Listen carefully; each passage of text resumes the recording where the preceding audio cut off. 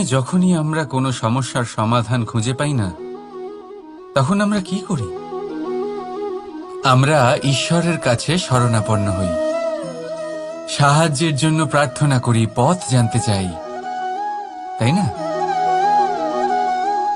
কিন্তু আপনি কি কখনো ভেবে দেখেছেন একটা পাথরকেও ঈশ্বরের মূর্তি হওয়ার জন্য কতটা পরিশ্রম করতে হয়েছে? কতবার হাতুড়ির ঘা সহ্য করতে হয়েছে, ছেনির ঘা সহ্য করতে হয়েছে, তারপর আমাদের সামনে সে ভগবান রূপে আবির্ভূত হয়েছে। তাই জীবনে এত ছোট ছোট কথা ঈশ্বরের কাছে চেয়ে নিজের সময় নষ্ট করবেন না, বরং অন্তর থেকে প্রচেষ্টা করুন, সংঘর্ষ করুন, সব পাবেন। শুধুমাত্র একটা জরুরি কথা মনে রাখবেন, পরিশ্রম না করে কেউ কখনো মহান হতে পারেন না, ভগবানের মূর্তিও না।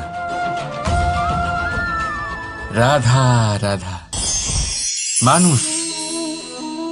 মানুষের মধ্যে ছোট একটা সমস্যা আছে, সে কখনো নিজের নিন্দা নিজে শুনতে পায় না। যদি কেউ তার বিষয়ে খারাপ কিছু বলে, সে সহ্য করতে পারে না। সে সবসময় ভয় পেয়ে থাকে যে এই যে আশেপাশে মানুষগুলি, তারা তার বিষয়ে খারাপ কিছু ভেবে না নেয়। আর যদি সে জানতে পারে যে তার পিঠ পিছে তার বিষয়ে খারাপ কেউ কিছু বলছে, তখন সে দুঃখী হয়ে যায়। এবার এই কারণে কি আপনার দুঃখ পাওয়া উচিত? কখনোই নয়। কারণ সর্বপ্রথম আপনার যেটা মনে রাখা উচিত, যদি কেউ আপনার পিছনে খারাপ কথা বলছে, সে প্রথমেই আপনার থেকে 2 কদম পিছিয়ে আছে, তাই না? ঈর্ষাবশত আপনার বিষয়ে খারাপ কথা বলতে পারে, কিন্তু যদি এরকম না হয়, যদি তার কথাগুলো সত্য হয়, তবে সর্বপ্রথম নিজের ভুলগুলিকে বুঝুন, সেই সত্যকে বুঝুন, ঝেড়ে ফেলে দিন নিজের দোষগুলিকে। আর তখন দেখবেন আপনি তাদের থেকে আরো 2 পা এগিয়ে গেলেন। কারণ এই জীবনের রথ সামনের দিকে তাকিয়ে এগোয়, পেছনের দিকে তাকিয়ে নয়। তাই পেছন ফিরে দেখা ছেড়ে দিন। যেটা বর্তমান সেটাই দেখুন, সেটা নিয়েই বাঁচুন। যেটা ভবিষ্যৎ, যেটা আপনার লক্ষ্য, সেটার দিকে এগোন। আর আমার সাথে ভালোবেসে বলুন, রাধা রাধা। আমি অনেক মানুষকে এটা বলতে শুনেছি যে মানুষ মানেই ভুলের বাক্স, মানুষ নাকি ভুলে ভর্তি পুতুল। আর এটাই সত্যি। দেখুন, ভুল কার দ্বারা হয় না, প্রত্যেকের দ্বারা হয়। আর একটা নয়, অনেক ভুল হয়। কিন্তু মনে রাখবেন, তাদের বস্ত্রতেই কাদা লাগে যারা কাদা পরিষ্কার করার প্রচেষ্টা করেন। তাহলে যেখানে চেষ্টা আছে সেখানে ভুল তো হবেই। এবারে যদি আপনি কোনো নতুন সংকল্প করতে যান, কোনো বড় কাজ করতে যান, আর আপনার দ্বারা কোনো ভুল হয়ে যায়, তাহলে কোনো ব্যাপার নয়, তার জন্য পস্তাবেন না। নিজের ভুলটাকে চিনুন, তাকে বুঝুন, তাকে শুধরাবার চেষ্টা করুন। আর সব থেকে জরুরি কথা, নিজের ভুল থেকে শিখুন। তাদের হাত থেকেই রক্তপাত হয় যারা কাঁটার মধ্যে লুকোনো ফুলকে খোঁজার চেষ্টা করে। তাই মনে রাখবেন, যে জীবনে কোনো ভুল করেনি, সে জীবনে নতুন কিছু করার কোনো চেষ্টাও করেনি। এই ভুল আপনার সব থেকে বড় শিক্ষক। তাই সেটাতে দুঃখী হবেন না, তার জন্য পস্তাবেন না। এই ভুলকে সম্ভ্রম করতে শিখুন। তারপর দেখবেন আপনি নিজেকে জীবনে আরো শিখরে নিয়ে যাবেন। রাধা রাধা।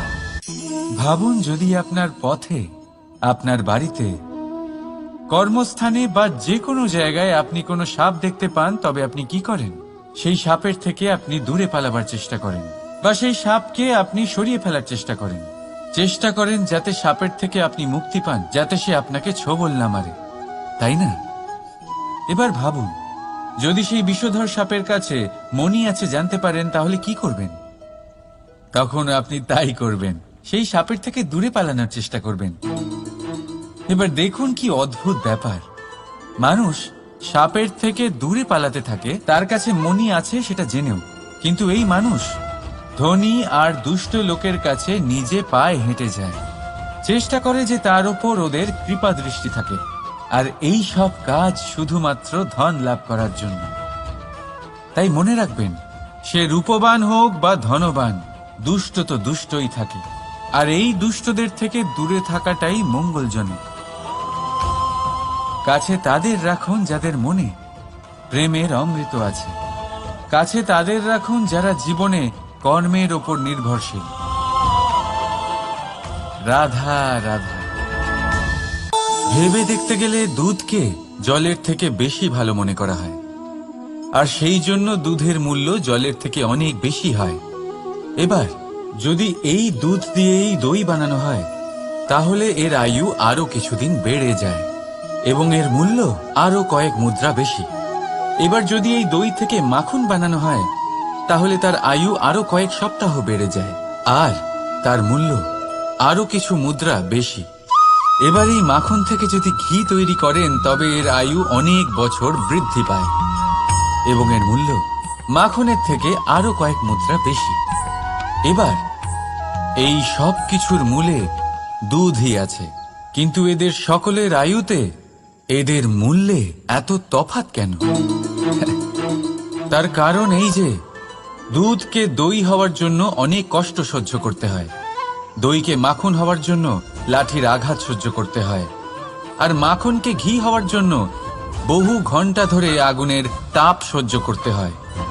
তারপর গিয়েই মাখন ঘি হয়, তারপরেই এর আয়ু বাড়ে এবং মূল্য বৃদ্ধি পায়। এবার আমরা মানুষেরাও সবাই সমান, দুধের মতো, কিন্তু মহান সেই হয় যে কঠিন পরিস্থিতির মুখোমুখি হয়, যে বিপদের মোকাবিলা করে, যে এই প্রতিযোগিতাগুলোয় সফল হয়। এই সব করলে তবেই জীবনে অগ্রসর হতে পারবে, তবেই জীবনে আপনার যশের আয়ু বৃদ্ধি পাবে, আর তখনই এই সংসার আপনাকে মহান মনে করবে। রাধা রাধা। চাপ আর ভার, এই দুটো শব্দ আপনাদের খুব চেনা লাগছে তো? এই সংসারে প্রত্যেক ব্যক্তির জীবনে চাপ আর ভার থাকেই, কিন্তু সবাই সেটা নিয়ে তা করতে পারে না যা করা উচিত। এই চাপ আর ভার অপসারণের বদলে সে সেই চাপেই বন্দী হয়ে থেকে যায়। আসুন, আপনাকে এই প্রকৃতির একটা উদাহরণ দিচ্ছি, সেটা বোঝানোর জন্য, যেটা বোঝা আপনার জন্য খুব গুরুত্বপূর্ণ।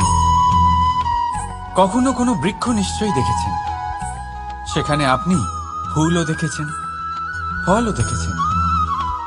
কোনো ফুলকে হাতে চেপে ধরুন, তা থেকে সুগন্ধ বেরোবে যা আমাদের ভালো লাগে। কোনো ফল হাত দিয়ে চেপে দেখুন, তা দিয়ে রস বেরোবে, সেটাও আমাদের ভালো লাগে। অর্থাৎ চাপ আর ভার আমাদের জীবনে যে কোনো পরিস্থিতিতে, যে কোনো সময়, যে কোনো মুহূর্তে আমাদের ভাঙার জন্য নয়, এ আসে আপনাকে এটা জানানোর জন্য যে আপনাকে নিজেকে আরো বেশি প্রেরিত করতে হবে, আরো বেশি পরিশ্রম করতে হবে, আপনাকে সর্বশ্রেষ্ঠ হতে হবে। তাই কখনো এই চাপ আর ভার থেকে দূরে পালাবেন না। ভেবে নেবেন এরা জীবনের একটা অঙ্গ, তাদের ধনাত্মক রূপে দেখতে শিখুন। যদি এটা আপনি শিখে নেন, তাহলে বিশ্বাস করুন, আপনার আসল বিকাশ এখান থেকেই শুরু হবে। রাধা রাধা। এই পাথর দেখতে পাচ্ছেন আপনি? কত গোল, কতটা চকচকে। বাচ্চাদের অনেক সময় এটা নিয়ে খেলতে ভালো লাগে, আর কেনই বা লাগবে না? কতটা সুন্দর আর মসৃণ এটা। কিন্তু আপনি কি কখনো ভেবে দেখেছেন এই পাথর আগে কি ছিল? কোনো বিশাল আকার পর্বত, কোনো বিশাল আকার পাথরের একটা বড় ভেঙে যাওয়া অংশ বিশেষ, যেটা কোনোভাবে নদীতে পড়ে নদীর ধারার সাথে বইতে থাকলো, মাটির সাথে ঘর্ষণ হলো, বালির কণার সাথে ঘর্ষণ হতে থাকলো, আর তারপর ধীরে ধীরে এই আকার পেল। এবার আমরাও এই পাথরের মতোই। তাই মনে রাখবেন, আপনার ব্যক্তিত্ব, আপনার এই স্বরূপ ঈশ্বরের দেওয়া কখনোই নয়। হ্যাঁ, প্রকৃতি অবশ্যই আপনাকে জন্ম দিয়েছেন, কিন্তু আপনি নিজে নিজের ব্যক্তিত্বের রচয়িতা। আর আপনি তা রচনা করেন কঠিন পরিস্থিতির মুখোমুখি হয়ে, সংকটের ধারা পার করে। তাই আপনিও এই পাথরের মতো নিরন্তর চেষ্টা করতে থাকুন, নিজের অস্তিত্ব বজায় রাখুন, এই অস্তিত্বকে মহান করতে থাকুন। আর আমার সাথে ভালোবেসে বলুন, রাধা রাধা। সংসারে প্রত্যেক মানুষের মনের গভীরে অনেক রকমের চিন্তা লুকিয়ে আছে।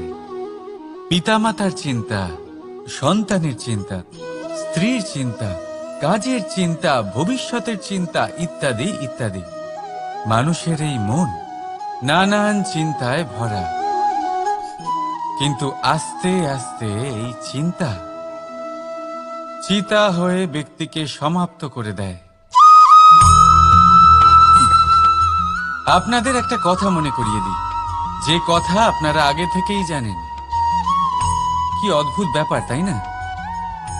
আপনি এই সংসারে আসার আগেও এই সংসার ছিল, আপনি যখন এই সংসার থেকে যাবেন তারপরেও এই সংসার থাকবে। অর্থাৎ আপনার আসার আগে এবং আপনার যাওয়ার পর যে সময়, সেটা আপনার হাতে নেই। তাহলে আপনার হাতে কি আছে? আপনার হাতে আছে সেই সময় যেটা আপনি এখন কাটাচ্ছেন, সেই সময় যখন আপনি আমার কথা শুনছেন, সেই সময় যখন আমি আপনার সাথে কথা বলছি। শুধু এটাই আপনার হাতে আছে। এবার এটাকে নিয়ে আপনি কি করবেন? চিন্তা করে নষ্ট করবেন? আমি তো এটাই বলবো যে আপনার পর্যবেক্ষণ করা উচিত।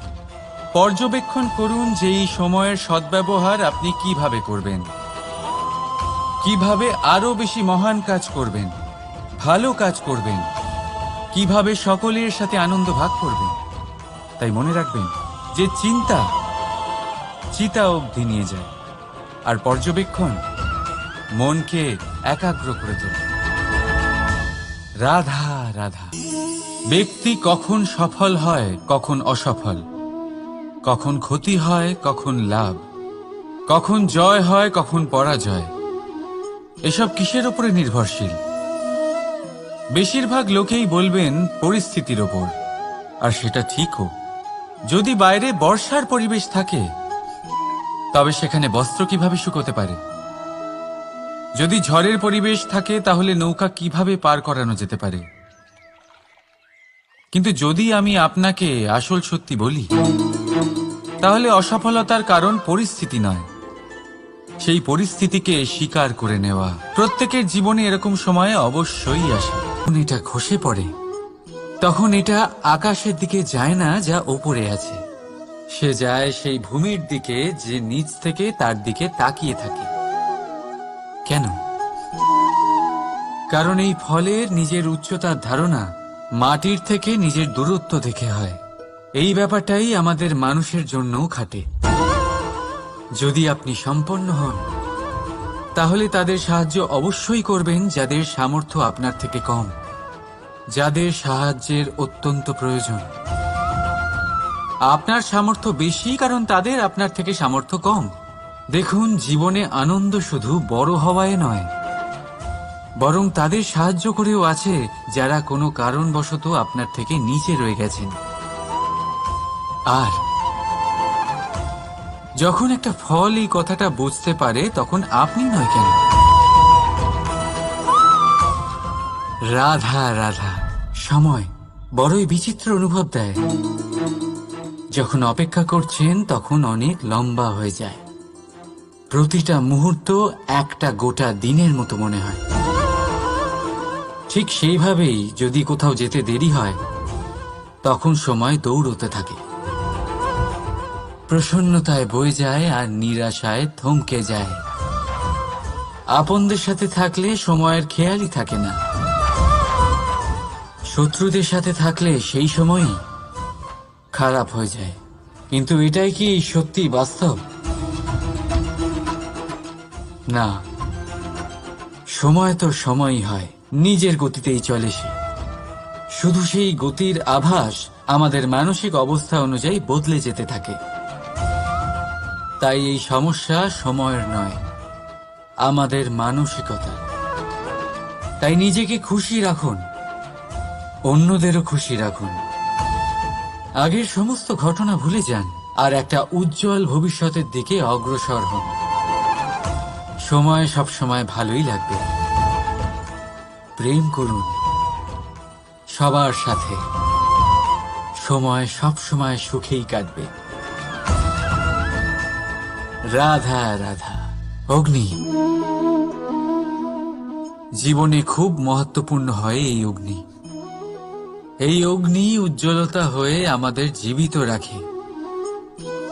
কিন্তু ভাবুন, যদি এই উজ্জ্বলতা ক্রোধের অগ্নি হয়ে দিকভ্রষ্ট হয়, তাহলে কি হবে? একটা ছোট পাতা দিয়ে শুরু করে গোটা বনকে ছারখার করে দিতে পারে। ঠিক সেরকমই মানুষের ক্রোধের আগুনও অন্যদের তো ভস্ম করেই, কিন্তু তার পূর্বে স্বয়ং নিজেকেই ভস্ম করে দেয়। তাহলে কি করা যায়? কি করে নিয়ন্ত্রণ করা যায় তাকে? উত্তর হলো, তাতে জল ঢেলে দিয়ে, জলের মতো বইতে দিন নাকি। ঠিক সেইভাবে যেমন সূর্য নিজের অগ্নিকে তেজ বানিয়ে আপনার কাছে পৌঁছে দেয়। এটাই পার্থক্য সূর্যের অগ্নি আর ক্রোধের অগ্নির মধ্যে। সূর্যের অগ্নি বিচ্ছুরিত হয়ে প্রতিফলিত হয়ে আসে, আর সেই জন্যই তাকে তেজ বলা হয়। অন্যদিকে আমাদের ক্রোধের আগুনের কোনো সীমাই থাকে না। তাহলে নিজের অন্তরের শক্তিকে ক্রোধের আগুন বানিয়ে জ্বালাতে চান, নাকি উজ্জ্বলতা বানিয়ে বিস্তারিত করতে চান?